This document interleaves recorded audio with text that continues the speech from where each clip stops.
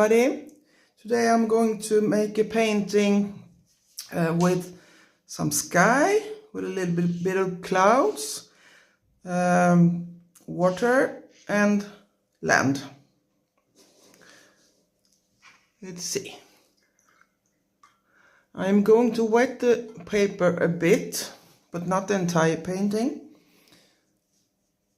First of all, wet it here. I have it in the paper on a flat surface for now. Okay, I'm going to wet and leave some areas without water on it.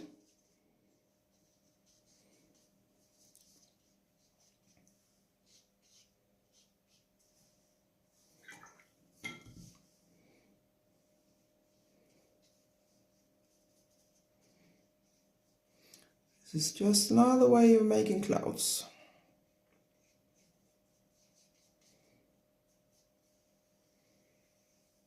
Okay, and a nice horizon line. Okay.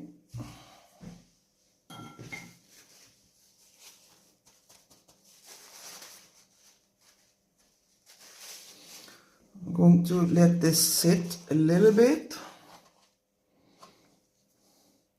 I can look at the paper from the side. I can see the glow from the side.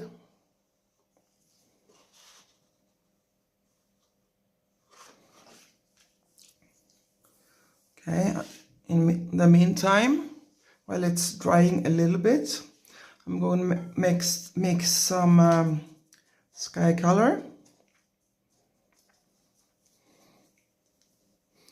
This that I have in my palette already is Cobalt blue and some burnt sienna. Mix just a little bit extra.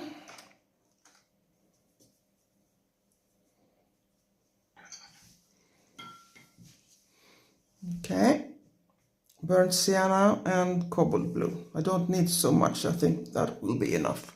Okay, this has got some glow already. Okay, I'm just dripping in some of the pigment.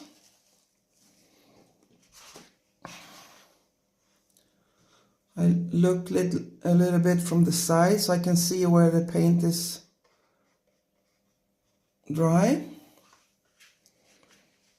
where the paper is dry.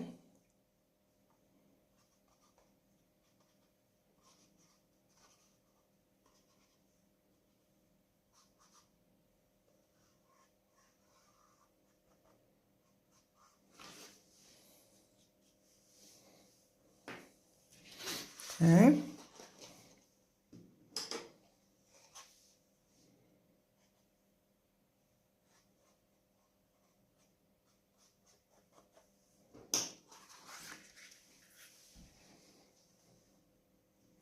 There are many ways of making skies. This is one of them. When making the sky like this, with some spots of dry paper and some spots with wet wet paper, you get some soft edges and you get some hard edges.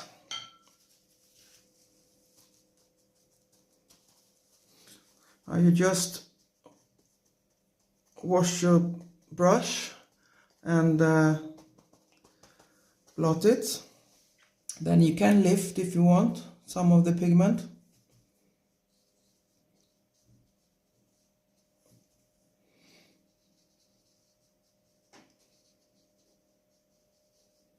At some spots. If you want, you can just leave it like that too. Here I get some hard edges and some soft edges, you see? Hard edges, some soft edges.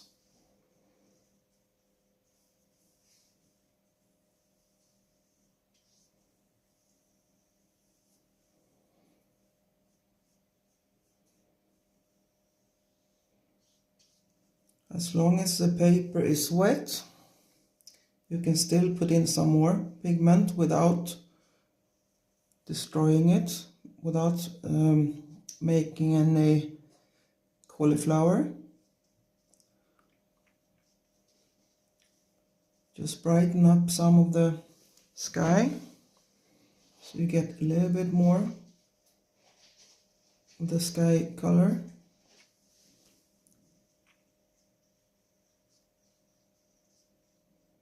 Be careful about the horizon line. I want that straight.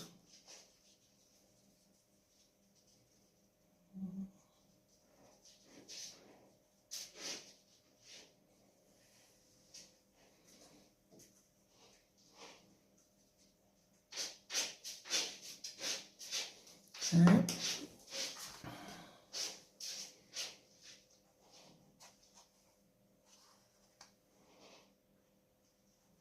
Okay.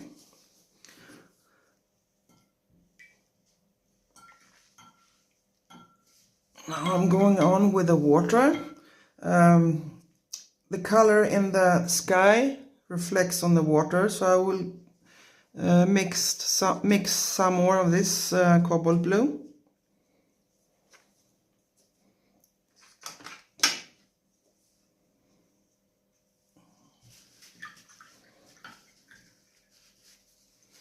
With some of the a little bit of burnt sienna, a little bit more.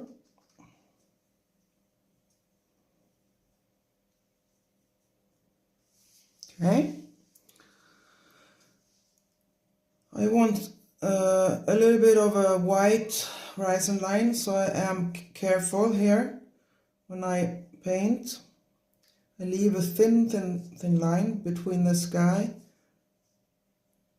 and the water, so that the water pigment don't float out up in the sky and cause cauliflowers.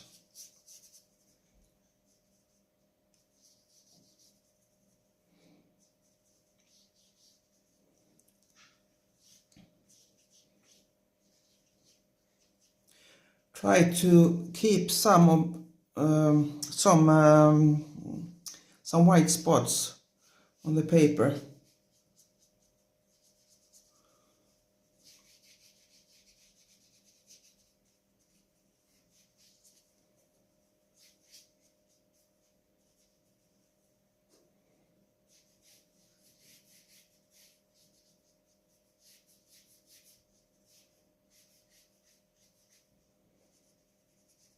Okay.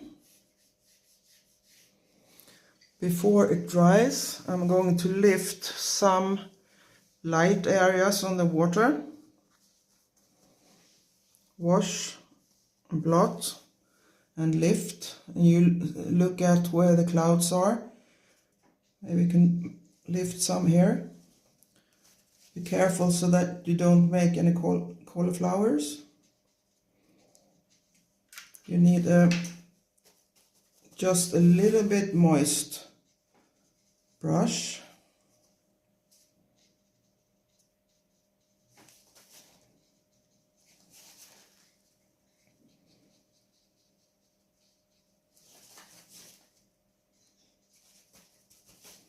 If you see any cauliflowers starting, try to lift it up there a lot more so it doesn't get too much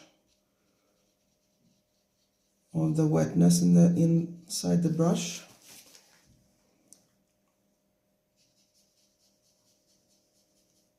There you have always look where is the cloud, reflection from the cloud.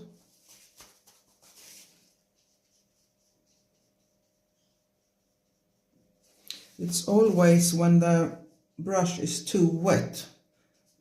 That's when you get the cauliflower shape in the paper. So always make sure it's not more than just a little bit moist.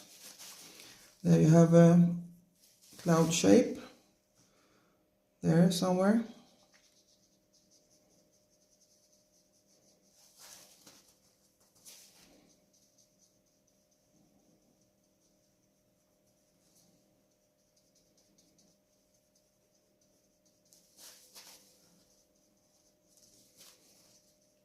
I will make this painting very easy for you, not too many objects on it, because I want it to be easy. Okay, you can always take the paper and blot when you see a cauliflower starting to shape. Okay, there.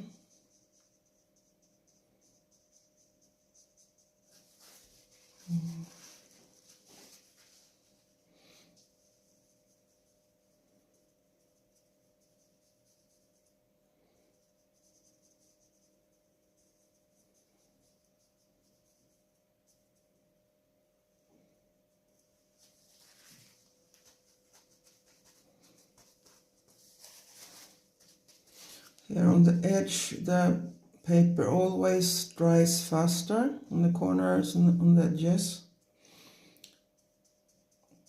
So that can be a little bit more difficult to lift. But it's if you have a bigger painting, you can start with lifting on the edge of the paper, as that starts drying faster earlier. Okay, have some of the shapes from the clouds.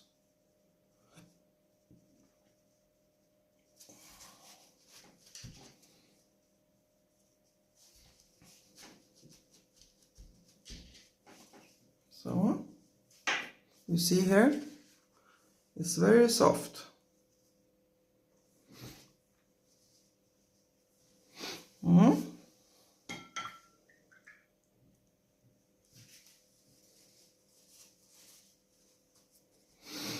Now I am going to put some of the sand color, I think. Some sand color.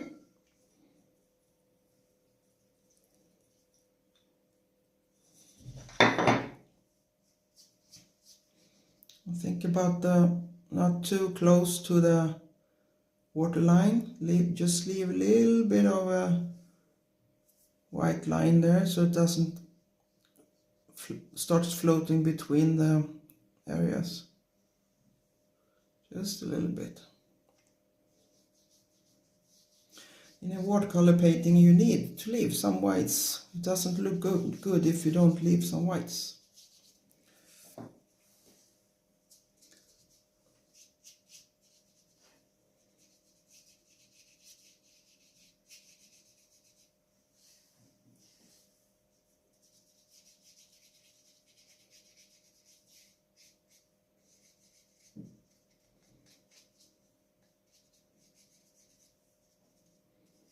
You see, I have my paper just lying flat. I haven't taped it down or anything.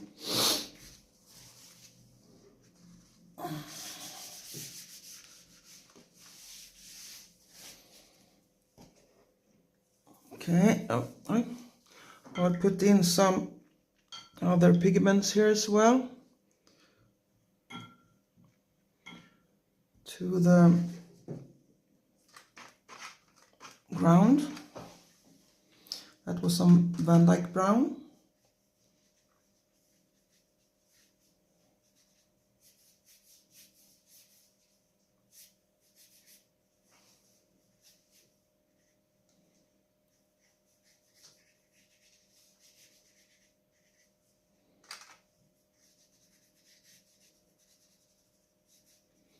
More pigment when you get closer to you, down the painting.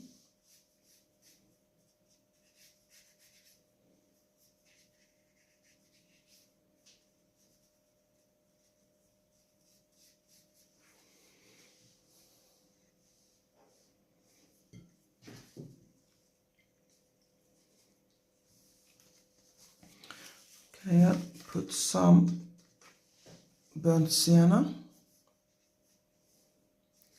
so that you get a variety of color.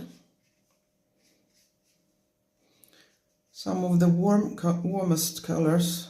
Here it's burnt sienna, closer to the viewer.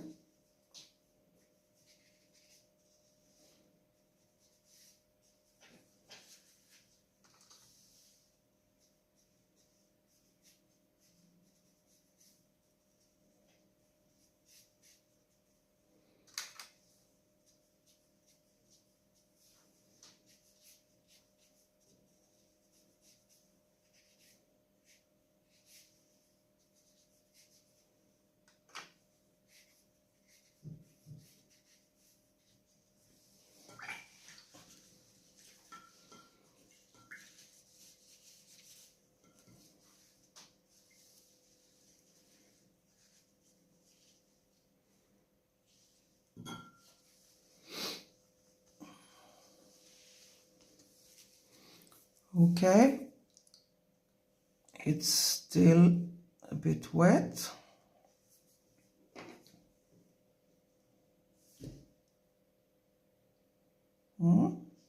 I will take some green. This is Perylene green.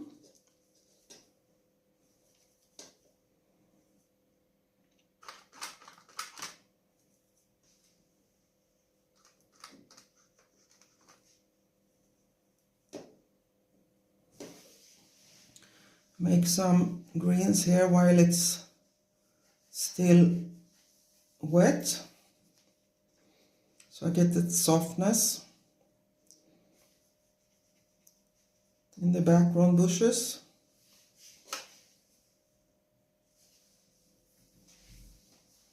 I think I want to make some here as well.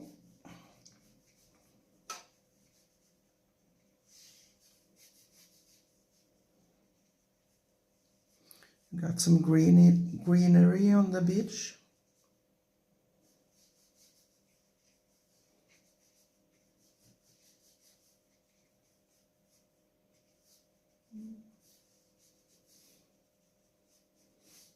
Okay. I think maybe I will put some blues in there, maybe warm blue. Here I take ultramarin, French ultramarin. I just want to put some in here, just for some shadows. Watercolor always dries very much more light than it is in the start. It's much lighter and then when it's dried. Okay. Now I have to wash the brush and blot it on a piece of paper and then suck up the excess pigment, excess water.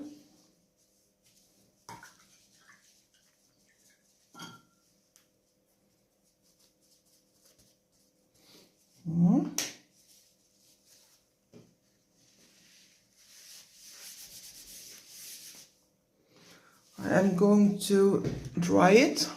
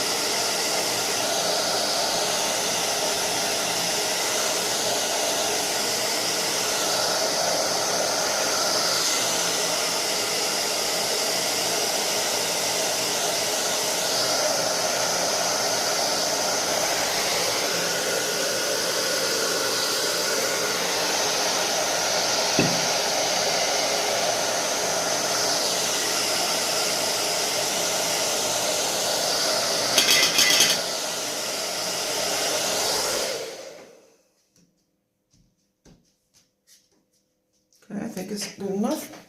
Okay. These are the background bushes. That's why I painted this green and blue while the sand pigments were still wet, because I wanted it to get soft in the edges. Now I'm going to take a smaller, I think I will take a rigger brush. Let's see, number 2. It's a bit bigger. I'm still going to take this Perylene green and make some lines. These will not float out because now the paper is dry.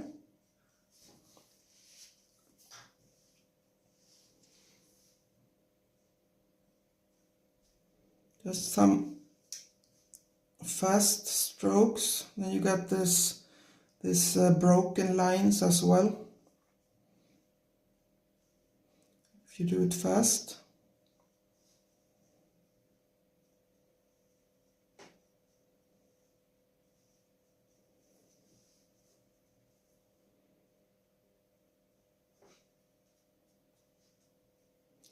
Different varied directions of the strokes.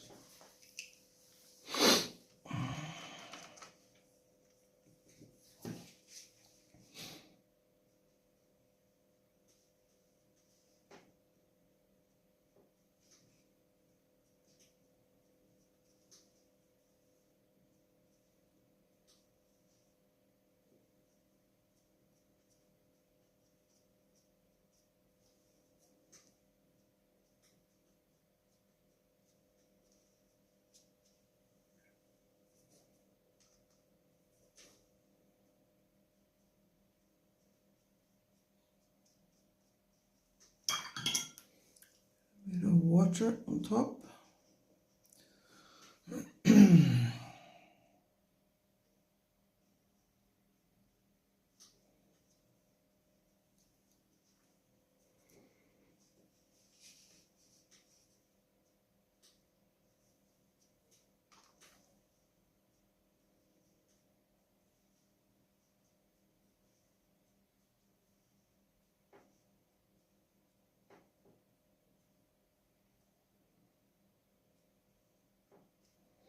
Let it go up on the water as well a bit to increase the depth of the painting.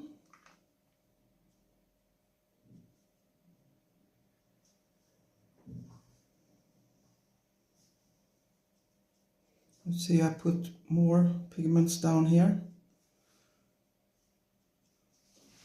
so it gets soft in the base of the lines.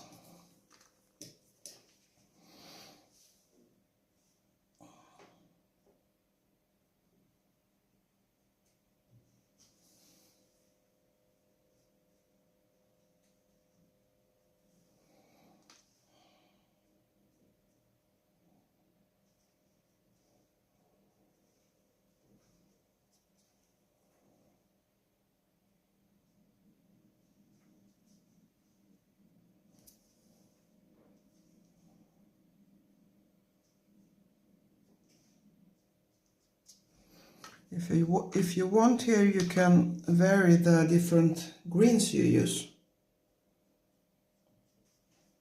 Mix the greens differently. Green with a little more yellow in it, green with a little bit more blue in it. See, here are some broken lines.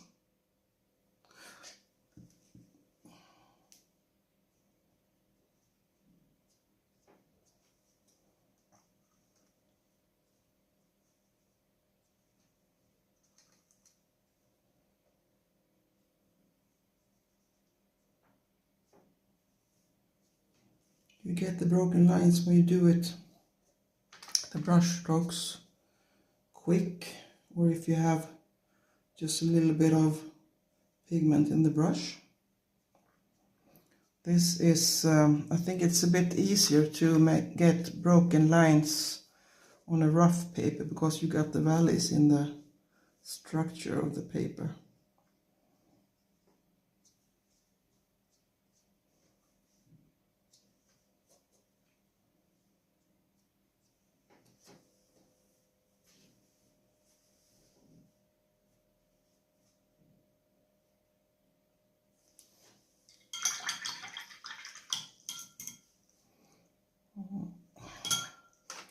Take some burnt sienna.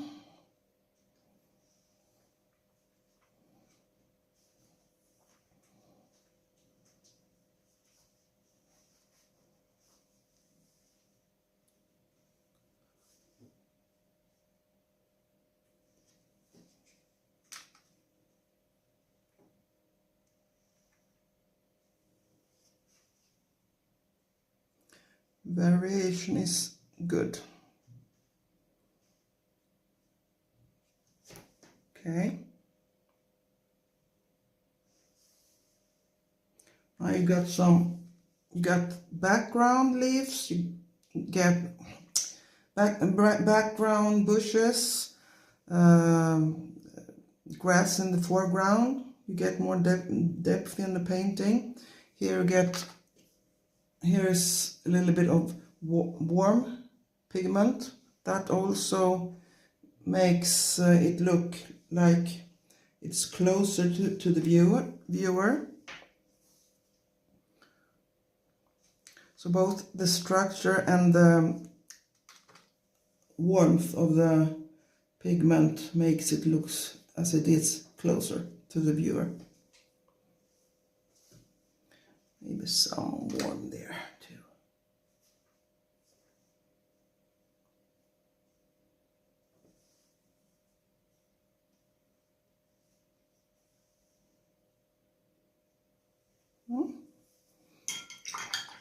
Okay.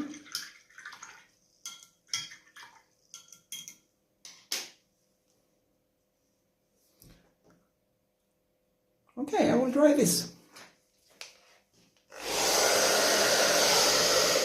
with soft air so I don't blow the pigments all over the paper. Okay.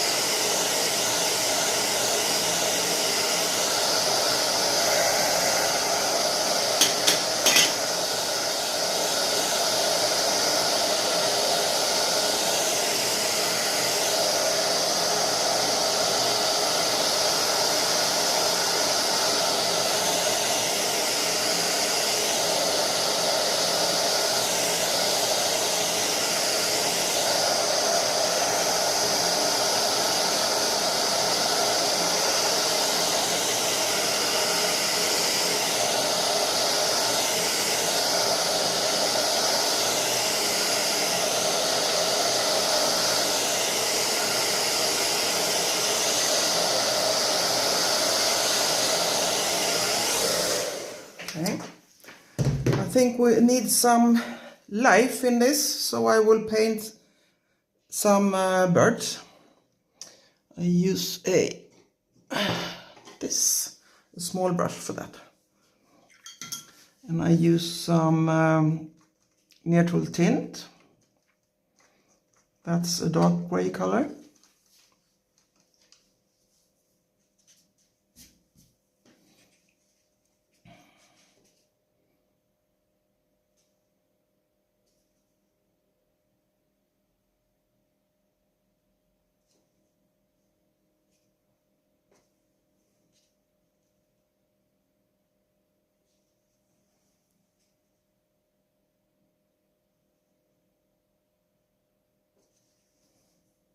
Okay.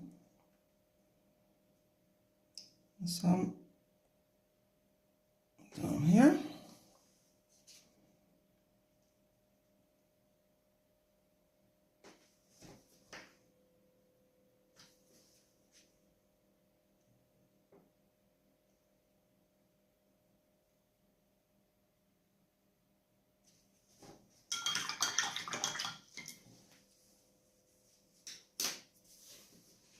Okay, here you have learned how to make clouds, one technique for making clouds, and for lifting the reflection of the clouds.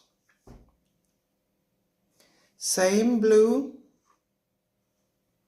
little bit more cobalt blue in this. This one I dulled down with a little bit more of burnt sienna. I have burnt sienna on this too, but not as much. But it's still the same kind of blue, because the water reflects the color from the sky, so you can't use completely different pigments in the water from the sky. Okay, I was careful here around the horizon line so that the pigment here wouldn't bleed up in the wet sky. And the same here, because I didn't blow dry any of the sky or the water before I painted the beach. Here I have used some Perylene green. First, the background bushes. I painted them on wet surface because I wanted it soft, because it's further away. Some ultramarin for some shadow color inside of here. I dried it. After it was dried, I painted with Perylene green, more sharp lines, and I didn't want the grass straws be shown all the way down to the edge, so I put some more. Just dropped a little of the pigments down here. And the last pigment I used was sunburnt sienna. That is a warm color, so it feels like it's closer to the viewer. I hope you enjoyed this watercolor tutorial. If you like it, please subscribe. You will help a new YouTube channel to grow. Well, welcome back. Bye bye.